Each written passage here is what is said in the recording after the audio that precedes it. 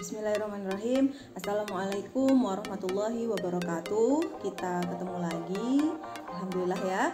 Di kesempatan kali ini tetap di mata kuliah yang sama, yaitu kewirausahaan Islami, dengan topik yang ketujuh sebelum UTS ya ini, yaitu jual beli terlarang dalam Islam, kemudian negosiasi dan jaringan bisnis. Hari ini materinya agak banyak ya, karena kita akan membahas tentang jual beli terlarang dalam Islam itu apa aja. Kemudian kita juga akan membahas bagaimana cara bernegosiasi yang baik dan bagaimana cara membuat jaringan bisnis yang baik juga.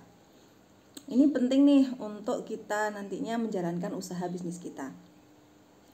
Baik, kita langsung saja di pembahasan materi yang pertama, yaitu jual beli yang diharamkan oleh Islam. Pengertiannya adalah jual beli yang terdapat unsur kezaliman dan ketidakadilan padanya. Jadi ketika dijual beli itu ada kezaliman atau tidak pada tempatnya gitu ya, kemudian ada ketidakadilan, maka jual beli ini tidak sah. Kayak gitu. Bukan tidak sah ya, tidak diperbolehkan ya, memang karena tidak diperbolehkan maka tidak sah. Nah, ada dua macamnya. Yang pertama adalah jual beli yang mengandung riba. Ini ya, jual beli yang mengandung riba ini ada beberapa macam, nanti kita bahas juga. Nah, yang banyak yang ini, jual beli yang tidak mengandung riba tapi tidak diperbolehkan dalam Islam. Gitu ya. Langsung masuk aja karena tidak bertele-tele ya kan, karena banyak sekali materi hari ini. Yang pertama, mengandung riba ini sudah dilarang oleh Allah, dijelaskan dengan gamblang di Quran surat Al-Baqarah ayat 275 yang berbunyi wa halallahu al-bai'a wa harrama riba. Padahal Allah telah menghalalkan jual beli dan mengharamkan riba. Sehingga lebih baiklah berjual beli tanpa adanya riba. Riba ini sendiri itu ada dua macam ya. Yang pertama adalah riba al-fadl, yang kedua adalah riba al-yad. Nah, riba al-fadl ini adalah menukar sesuatu dengan sesuatu yang sama, khusus untuk emas, perak, dan bahan makanan. Nah, tapi beratnya tuh berbeda, jumlahnya berbeda. Misalkan ada Bu Tejo dengan Bu Sri, ya kan? Bu Tejo ini mempunyai beras yang baik, yang bagus kualitasnya. Sedangkan Bu Sri ini memiliki beras yang jelek kualitasnya. Nah, Bu Tejo ini pengen punya berasnya Bu Sri karena untuk pakan ayamnya. Nah, kemudian mereka menukar 1 kilo berasnya yang bagus, 1 kilo berasnya Bu Tejo dengan 3 kilo berasnya Bu Sri. Ditukar kemudian digunakan. Nah, itu dia boleh. Karena kelebihan selisihnya 2 kg tadi, ya kan, 3 kurangi 1 kan 2 kg ya. Itu masuk ke dalam riba. Bagaimana solusinya? Solusinya adalah Bu Tejo ini beli dulu ke Bu Sri, atau Bu Srinya beli dulu ke Bu Tejo pakai uang tunai. Bu Tejo, saya mau Bu Sri, saya mau beli berasnya yang jelek 3 kilo ya. 1 kilonya berapa? 5.000 misalkan ya. 5.000 berarti Bu Tejo ngasih uang 15.000 nih ke Bu Sri. Bu Sri dapat uang 15.000, dia pengen beras yang bagus, maka Bu Sri beli ke Bu Tejo. Bu Tejo, saya beli berasnya yang bagus 15.000 ya. Oke, dapat 1 kilo. Nah, ini udah sama-sama sah. Dan karena sama-sama seimbang gitu, sama-sama adil gitu. Yang kedua adalah riba al-yad. Riba al-yad ini adalah jual beli yang namun disertai dengan penundaan serah terimanya. Misalkan Bu Tejo ini beli ke Bu Sri emasnya, ya kan? Bu, saya beli emas hari ini, berapa harganya? 800.000 untuk hari ini nih. Tapi uang saya seminggu lagi ya Bu, 800.000. Padahal seminggu lagi harga emas ini naik nih, jadi 825.000 misalkan. Hari ini kan 800, seminggu lagi itu 825.000. Nggak terimalah Bu Srinya. Hari ini kan harganya 825. Ya berarti karena uangnya hari ini ya pakai harga hari ini dong. Nah, itu nggak boleh. Itu namanya riba. Gitu ya. Itu riba al-yad. Lanjut ke, nah ini banyak banget nih, tidak mengandung riba. Hal-hal yang jual beli yang tidak mengandung riba namun tidak diperbolehkan dalam Islam itu ada 22. Ini 11 dulu nih. 11-nya lagi nanti. Yang pertama adalah terdapat unsur penipuan. Nih nipu nih orang nih. Jual apa namanya? Jual spring bed, kemudian dia harganya lebih murah daripada di pasaran, 300.000 misalkan, padahal di pasaran 500 600. Kemudian setelah dia pergi, pickupnya pergi, dibuka spring bednya, isinya apa? Kerdus, isinya apa? Pakaian-pakaian tak layak pakai gitu ya, yang dimasukkan semuanya, dan covernya doang yang bagus. Nah, ini penipuan, itu nggak boleh ya. Kemudian ketidakjelasan atau horor. Ketidakjelasan ini misalkan kalian yang paling sering ada itu adalah membeli mangga di pohonnya. Bu, saya beli mangga nih, pohonnya 2 juta ya. Padahal mereka tidak tahu berapa jumlah mangga yang ada. Bu, Pak, saya beli ikannya ya, setambak ya, 5 juta ya. Nggak boleh. Karena dia nggak tahu ikan di dalam tambak itu jumlahnya berapa. Makanya ini nggak bisa nggak jelas yang mau dijual itu barangnya berapa, jumlahnya, beratnya berapa, jenisnya apa, dan lain sebagainya, itu nggak jelas. Nah, ada unsur ketidakjelasan atau horor ini, maka jual beli tersebut diharamkan atau dilarang. Yang ketiga ada unsur paksaan nih. Kamu kan nggak bisa nih bayar utang saya, kalau gitu kamu beli deh produk saya, langsing tubuh, misalkan kayak gitu ya. Nah, itu nggak boleh tuh, padahal dia udah langsing. Dia mau beli karena terpaksa. Ya udah deh, daripada saya ditagih hutang, jeblosin ke penjara gitu ya, saya beli deh produkmu, berapa gitu. Nah, itu nggak boleh, ada unsur paksaan. Kamu beli deh kambing saya, kalau nggak kamu mati. Itu juga nggak boleh ya, itu ancaman. Maksa juga nggak boleh. Yang keempat, unsur rekayasa. Misalkan dia jual sapi perah ke orang gitu ya, sorenya nih dia nggak perah dulu, paginya juga nggak perah, sehingga pas dilihat sama orang yang mau beli, susunya banyak nih, gede nih, sehat nih. Iya, ini tadi pagi nggak saya tadi pagi, padahal kemarin udah saya perah nih, ini susunya emang banyak gitu. Dia bilang kayak gitu, merekayasa. Atau setelah itu pas dia beli di rumah, ternyata pas besoknya ditunggu susunya nggak sebanyak yang kemarin. Nah, ini juga merasa ditipu. Jadi mereka ada unsur rekayasa di situ. Atau contohnya daging gelonggongan atau sapi gelonggongan. Sebelum sembelih, kasih tuh minum. Kasih selang banyak, habis itu baru disembelih. Itu nggak boleh tuh. Karena dagingnya nanti akan mengandung air, di mana airnya nanti ini akan memberatkan timbangan yang dapat meningkatkan keuntungan si penjual. Nah, itu juga nggak boleh. Tapi habis itu setelah beli di rumah digoreng, tinggal kecil. Nah, itu nggak boleh. Itu ada unsur ketidakadilan. Yang keenam adalah kesengajaan dalam menciptakan kelangkaan suatu barang nih. Penimbun, ya kan?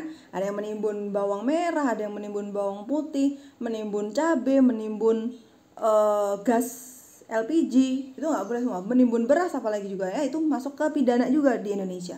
Jadi itu tidak diperbolehkan dalam Islam pun. Nah, ini di Islam aja udah nggak boleh nih. Dulu kala ya kan, Nabi waktu itu nggak boleh ada menciptakan kelangkaan suatu barang untuk dia monopoli sendiri. Barang ini dijual dengan harganya sendiri, itu nggak boleh. Yang ketujuh adalah terdapat 2 kali macam akad. Ini sering terjadi ketika kalian membeli motor, mobil, atau rumah. Ada 2 akad. Kalau bapak bayar cash, harganya segini. Tapi kalau bapak nyicil, harganya segini. Nah, atau gini, biasanya tuh ya, KPR rumah tuh. Kalau bapak beli cash, harganya 150 juta. Kita semuanya ini pajak beli dan lain sebagainya kita tanggung. Tapi kalau bapak nyicil, harganya itu DP-nya 8 juta. Tapi per bulannya itu 1.200.000. Nah, itu diakadkan dalam 1 kali waktu. Nah, maka akad ini akan batal kedua-duanya, dan jual beli ini tidak sah atau dilarang. Karena ketika dia setuju dengan A, misalkan dia cash, maka yang B ini batal. Yang kalau dia setuju yang kredit, yang A ini batal.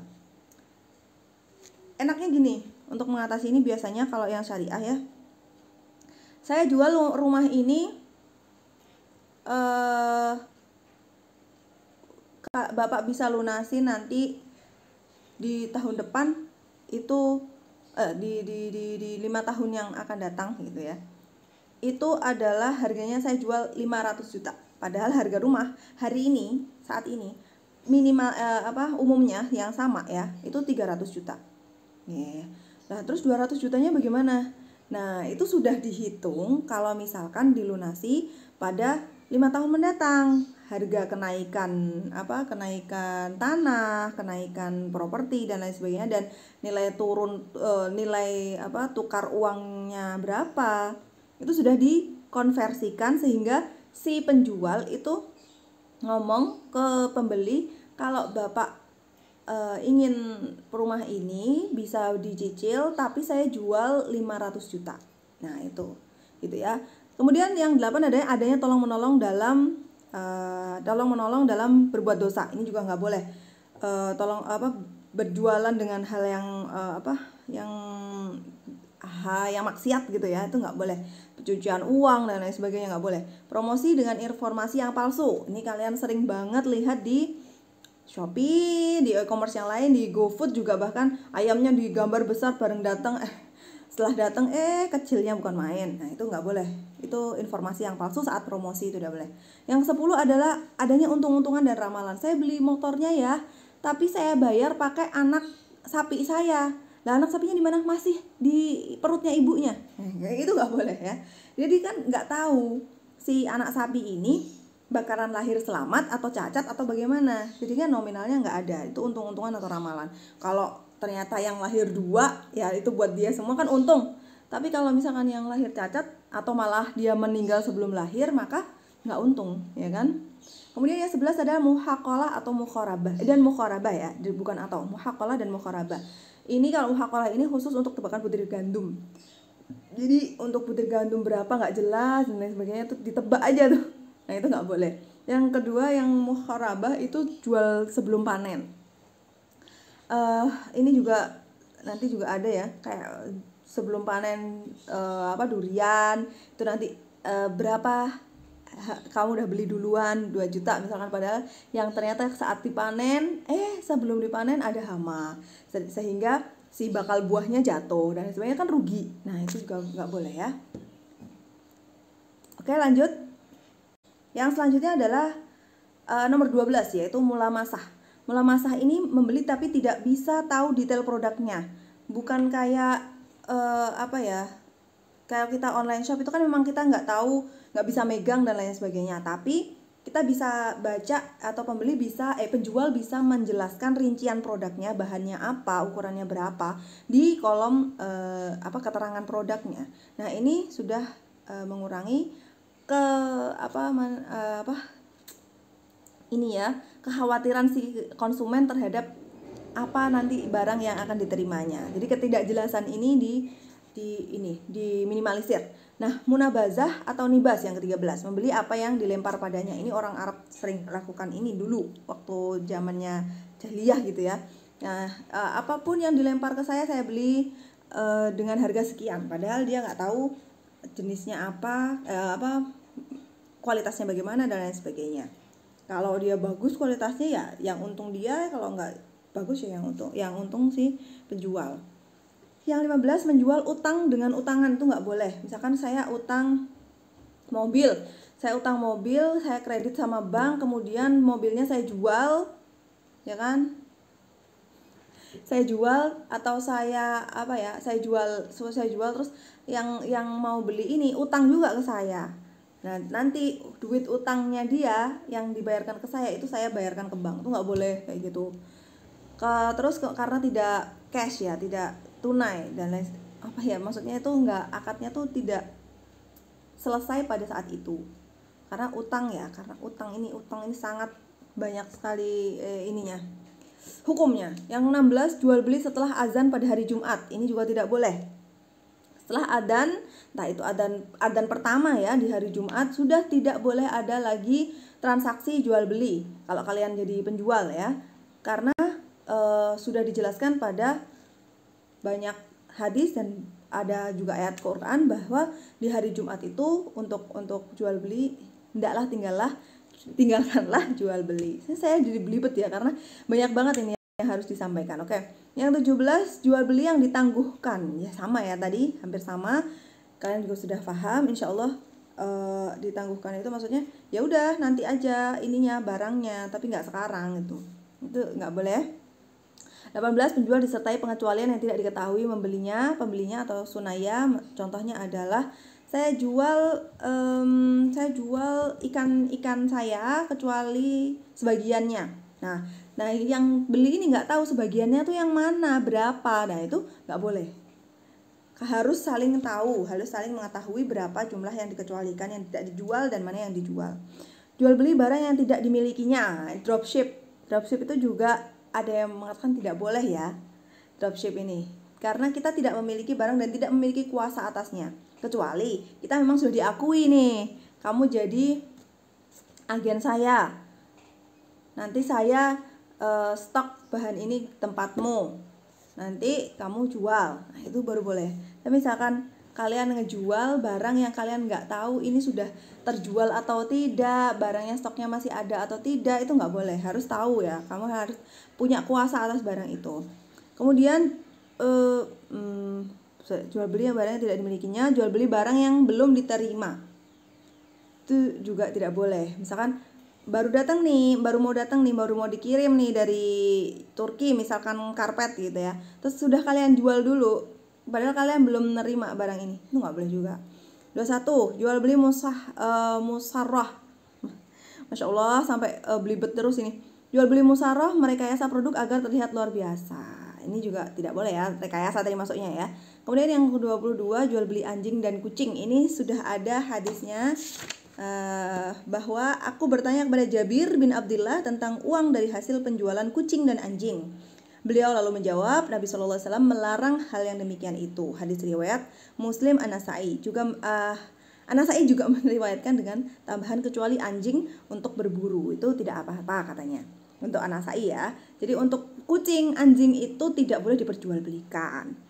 Gitu. Kalau mau ya adopsi gitu. Atau yang tukar adalah pakannya.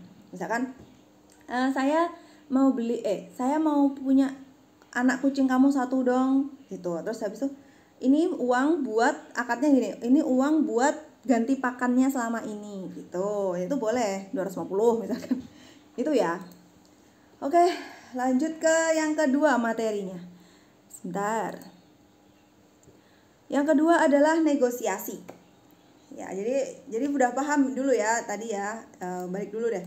Jadi udah paham dulu semua yang ada di ini nomor 1 sampai nomor 22 dan ribanya sendiri itu sebaiknya kita hindari semua transaksi yang tidak diperbolehkan Islam agar jual beli kita pun barokah dan kita juga diridhoi oleh Allah Subhanahu wa taala. Gitu. Yang selanjutnya negosiasi. Negosiasi ini adalah sebuah proses tawar-menawar nih antara negosiator dari dua pihak untuk menemukan solusi yang tepat yang dapat diterima oleh pihak yang terlibat. Oke ya. Jadi ini nih contohnya nih, ilustrasinya nih. Si perusahaan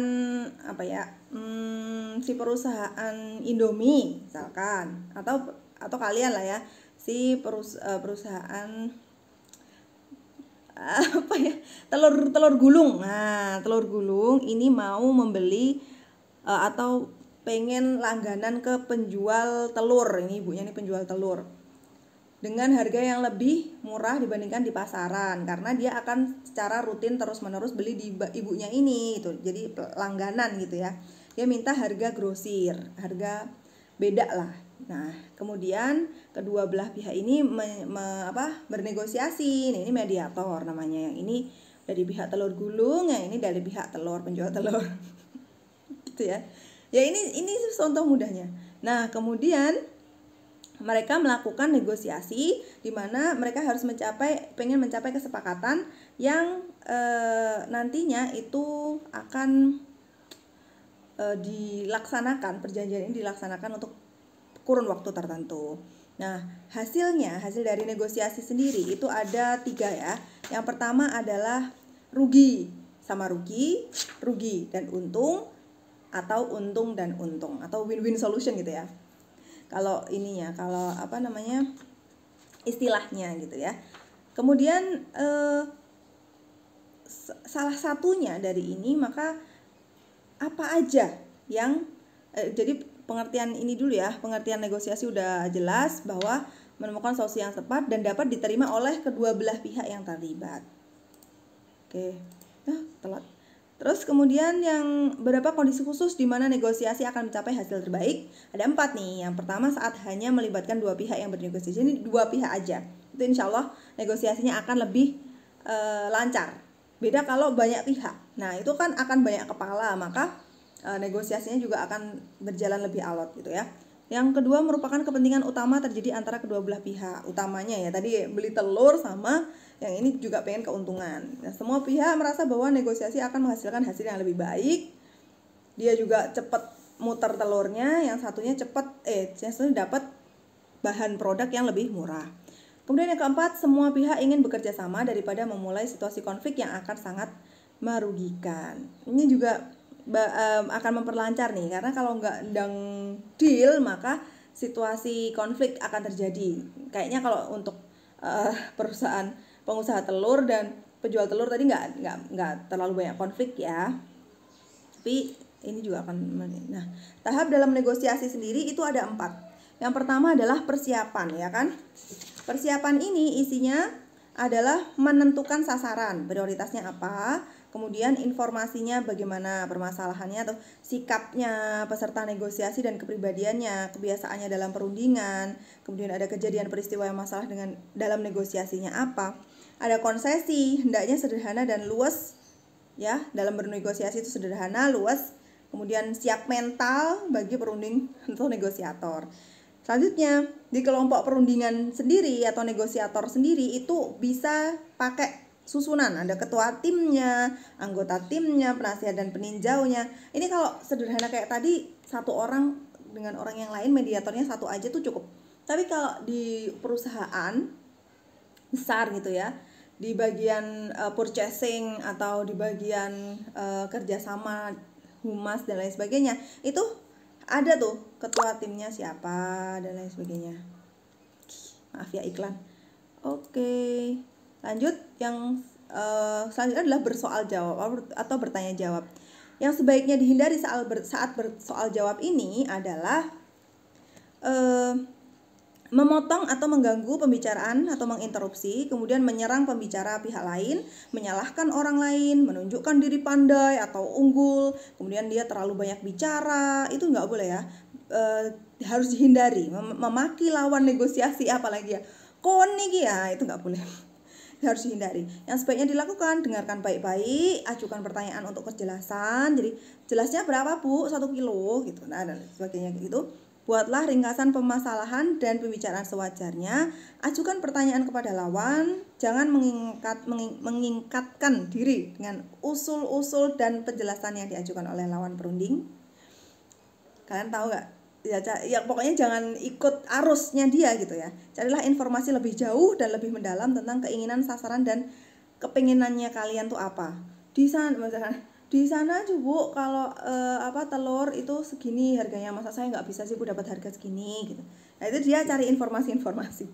Nah mengusulkan hal-hal setelah dia bersoal jawab tadi, mengusulkan ajukan suatu usulan atau rencana usulan guna mengatasi argumentasi. Usulan yang tidak realistis atau tidak masuk akal akan memperpanjang waktu untuk berargumentasi, jadi harus masuk akal ya. Usulan harus ditunjukkan kepada kebutuhan dan pemecahan masalahnya. Gunakan kata-kata dan kalimat yang aktif dan kuat. Misalnya, kita memerlukan telur untuk, kita harus memiliki telur ini dengan, harus katanya aktif. Jangan, telur ini harus kami miliki. Nah, itu kalian bisa kan membedakan antara kata pasif dan kata aktif. Kalau kata aktif itu subjeknya di depan, predikat, habis itu baru objek. Kalau yang kata negatif itu objek dulu, telurnya dulu, harus dimiliki oleh kami. Nah itu negatif, jadi semakin bingung orang-orang ini. Kemudian kondisi pembukaan awal harus cukup luas. Yang terakhir adalah tawar-menawar nih. Setelah tanya jawab dan usulan tadi, ditawarlah. Perhatikan selalu sasaran Anda itu apa. Sasaran utama kalian itu nanti dapat telur ini 1 kilo itu kalau di pasaran 19.000, saya harus dapat 15.000 misalkan kayak gitu. Nah itu harus diingat lagi, diperhatikan. Segala sesuatu harus bersyarat ya. Kalau ibu mau menjual ini ke saya 15.000, saya akan beli telur di ibu itu selama setahun. Nah kayak gitu tuh harus ada syaratnya gitu ya. Kemudian buatlah daftar dan tempatkan tawaran dan yang Anda tawar di depan Anda. Berikan tanda isyarat mana-mana yang memungkinkan bila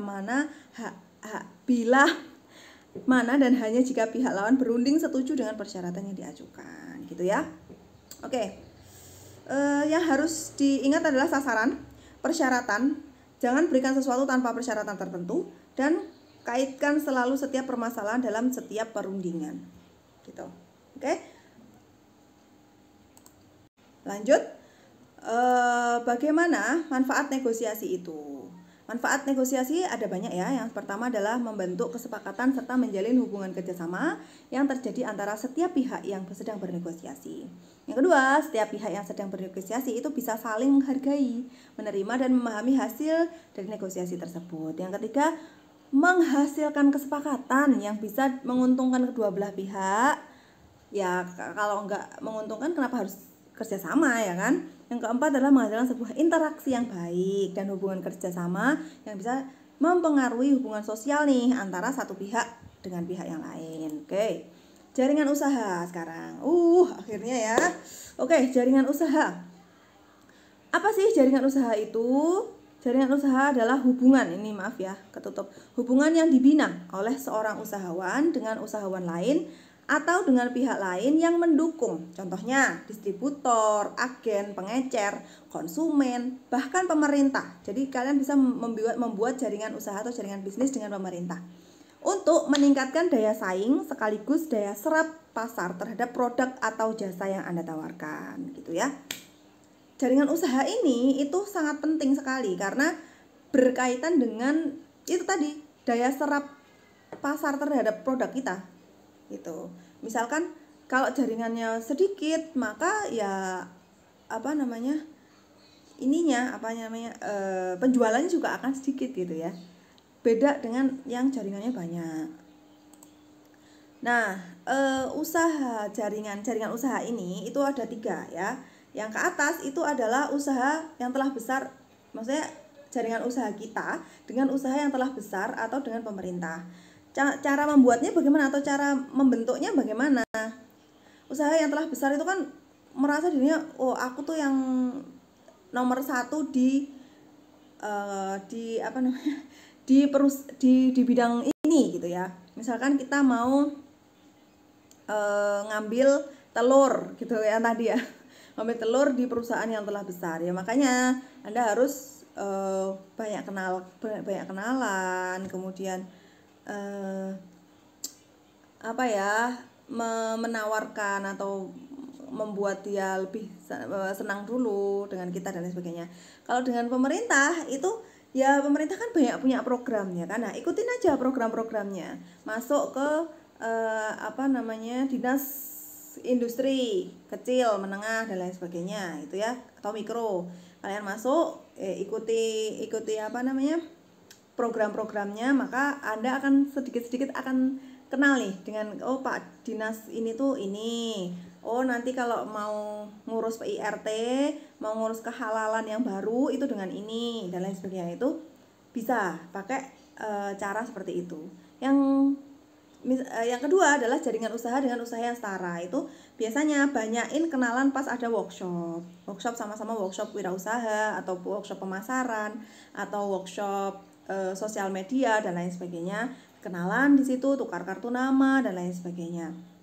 Kemudian ada juga distributor dan konsumen. Ini ya, jaringan usaha kita yang ke distributor dan konsumen itu caranya ya promosi sebanyak-banyaknya. Kemudian kalian open cabang gitu ya, franchise dan lain sebagainya. Itu memperbanyak distributor dan juga membuka peluang konsumen untuk tahu produk kita itu apa. Nah, kok balik sini.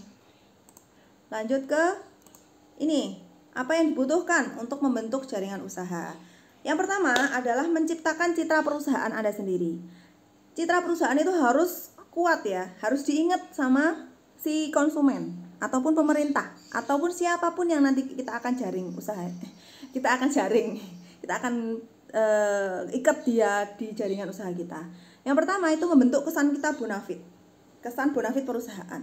Jadi pencitraan gitu ya, pencitraan pencitraan barang. Misalkan ini barang nih, ini jam beker. Jam beker ini di foto kasih latar belakang putih ya kan, misal.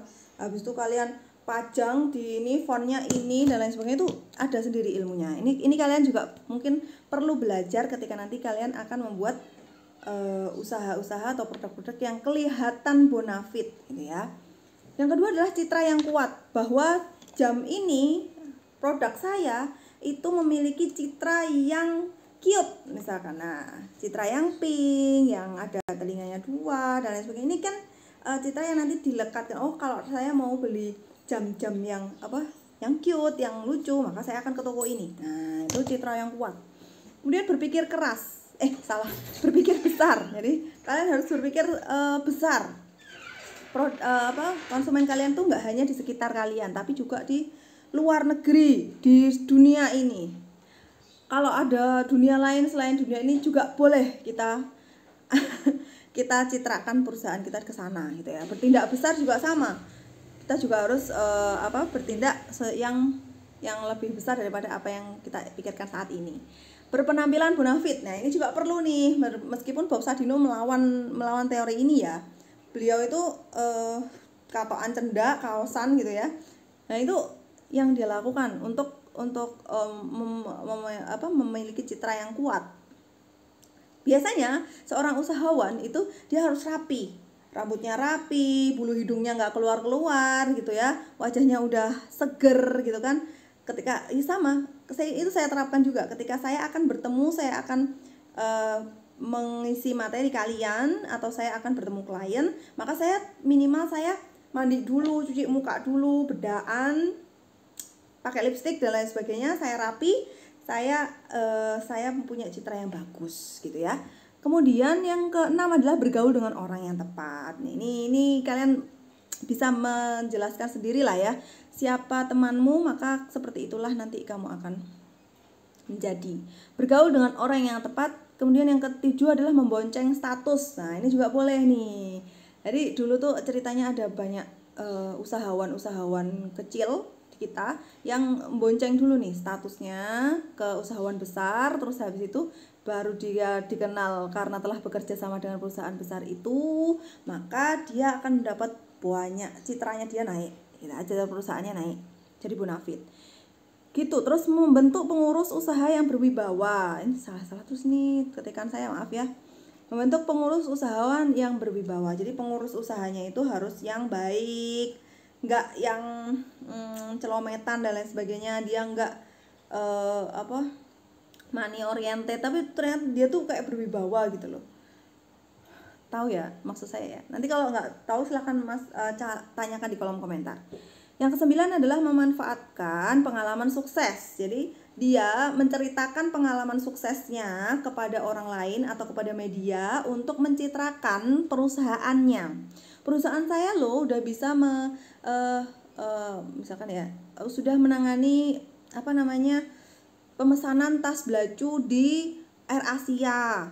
Perusahaan saya juga sudah memberikan produk terbaik untuk membuat tas P3K di SMK mana. Ini itu tuh diumukkan bahasa Jawa Timur ya, umuk namanya.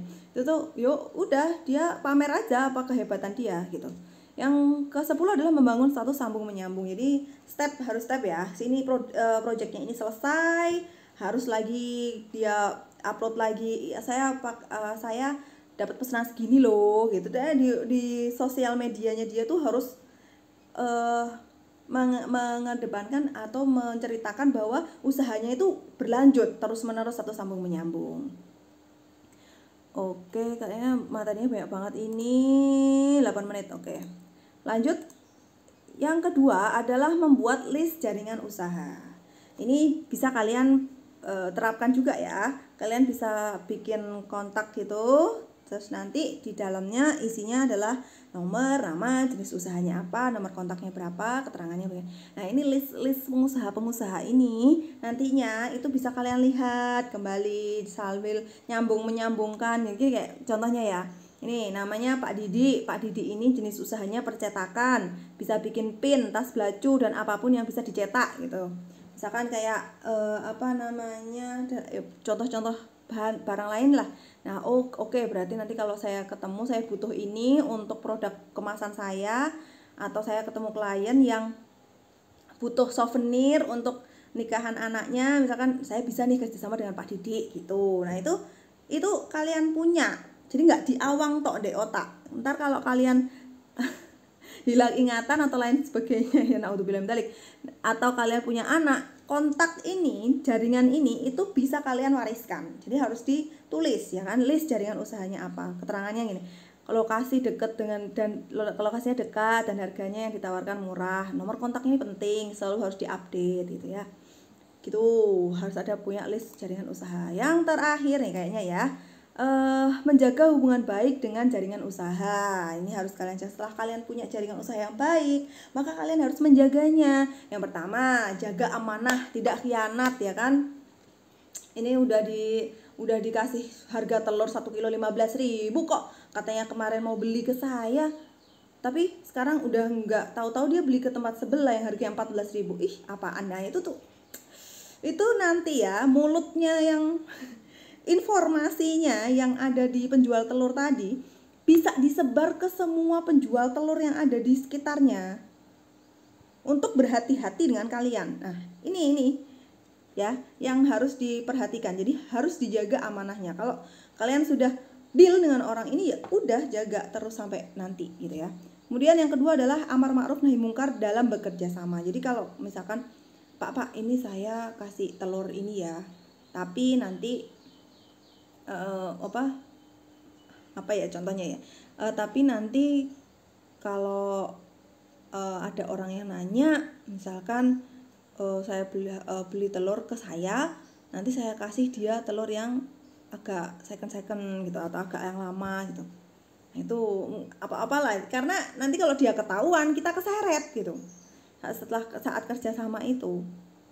Jadi harus yang amar ma'ruf nahi mungkar. Jadi mengajak yang baik dan menghindari yang mungkar, melarang yang mungkar gitu ya. Yang nomor 3 adalah ihsan atau bertujuan mencari keridhaan Allah.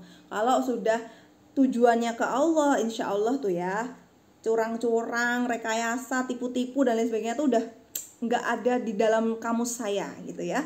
Sehingga harus secara ihsan, secara baik, bekerja sama gitu. Yang keempat, ditujukan untuk mengabdi kepada Allah. Ini juga karena dalam sebagian cara kita untuk beribadah adalah bekerja gitu ya, karena Allah juga memberikan semuanya itu dengan lantaran atau dengan media. Ya sebenarnya bisa juga Allah memberi rezeki tanpa media, contohnya langsung air turun dari langit gitu kan, hujan ya kan, itu rezeki Allah yang benar-benar halal pure 100% ya.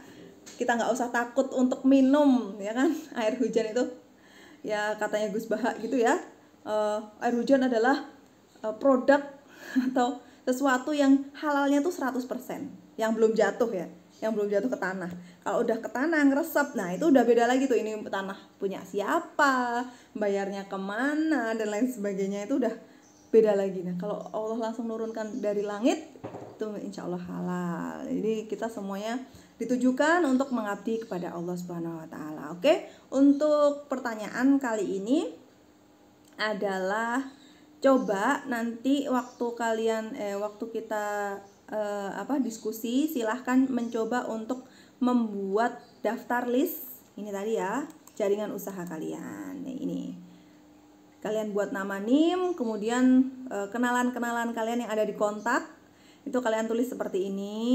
Nanti bisa kalian kirimkan ke ini saya ya, untuk nilai tugas kalian ya. Kalian belum dapat nilai tugas kan? Jadi untuk tugas yang pertama ini di pertemuan ke-7 sebelum UTS itu kalian membuat list jaringan usaha.